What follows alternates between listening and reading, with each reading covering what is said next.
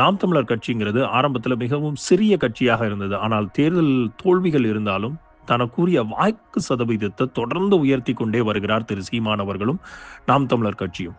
2016 சட்டமன்ற தேர்தல்ல சுமார் 1 விழுக்காடுகளாக இருந்த அவர்களுடைய வாக்குச் சதவீதம் கிட்டத்தட்ட 2019 பாராளுமன்ற தேர்தல்ல 3.8 விழுக்காடாக உயர்ந்தது. அதே மாரி 2021 சட்டமன்ற தேர்தல்ல 6.7 விழுக்காடாக உயர்ந்தது.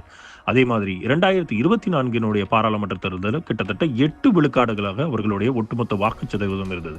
இந்த வளர்ச்சி ஒரு தேர்தலுக்குரிய நிலையாக அதிகரித்து வருகிறது. அதாவது ஒவ்வொரு தேர்தலையும் ஒட்டுமொத்தமாக அவர்களுடைய வளர்ச்சி விகிதம் அதிகரித்துக்கிட்டே வருகிறது தான் இதை காமிக்குது. அதே மாதிரி இதனுடைய மிக முக்கியமான அர்த்தம் என்னவா இருக்கும் அப்படின்னா, ஒரு கட்சி வெற்றி பெறாட்டினா கூட பரவாயில்ல, ஆனால் வாக்காளர்களுடைய அடித்தளம் உறுதியாக இருக்குது அப்படிங்கிறது இந்த ஒவ்வொரு தேர்தலுக்கு உண்டான வளர்ச்சி காமிக்குது.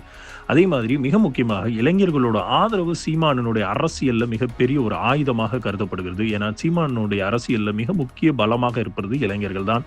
அதே மாதிரி இந்த சமூக ஊடகத்தினுடைய தலைமுறையும் சரி, அரசியல் மீது கோபம் கொண்ட ஒரு புதிய வாக்காளர்கள் வந்து திரு சீமான் அவர்களை நோக்கி நகர்கிறார்கள் அப்படிங்கிறத பல அரசியல் ஆய்வாளர்களும் கருதுகிறார்கள். அதே மாதிரி என்டிகேஎனோட ஆதரவாளர்களில் ஒரு பெரிய பகுதி வந்து 18 to 35 வயது இளைஞர்களாக இருக்கிறார்கள். அதே மாதிரி இவர்களுக்கு திராவிட கட்சிகளுக்கு மாற்று தேவை என்ற ஒரு அபரீதமான உணர்வு உள்ளதை நம்ம பார்க்க முடியுது. அதே மாதிரி இந்த தலைமுறை இன்னும் 10 to 20 ஆண்டுகள் வாக்களிக்கக்கூடிய ஒரு தலைமுறையாக இருக்கிறது. மிகப்பெரிய ஒரு ஆபத்து திராவிட கட்சிகளுக்கு. இந்த ரீல்ஸினுடைய முழு வீடியோ த லீடர்ஸ் தமிழ் யூடியூப் சேனலில் கண்டுகளியுங்கள்.